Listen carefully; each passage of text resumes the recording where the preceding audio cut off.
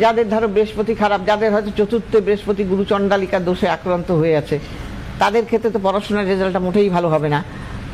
সেক্ষেত্রে পারিবারিক জীবনে অশান্তি ঝামেলা এগুলো তো হবেই যদি চতুর্থে থাকে। হ্যাঁ, এরকম ঘর ধরে ধরে দ্বিতীয় যদি থাকে তাহলে তার অর্থ ক্ষয় হয়ে যাবে গুরু চণ্ডালিকার দোষ হয়ে গেলে, বা বৃহস্পতি যদি দুর্বল অবস্থায় থাকে।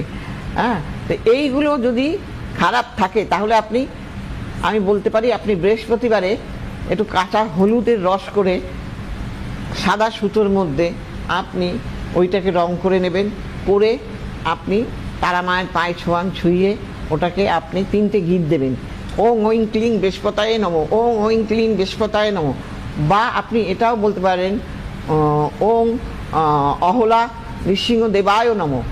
হ্যাঁ, বা ওং ঐং ক্লিং বৃহস্পতায় নমঃ। এই 3টে মন্ত্র যে কোনো একটা মন্ত্র পড়ে আপনি এইটা ছেলেরা হলে ডান হাতে, মেয়েরা হলে বাঁ হাতে বাঁধুন।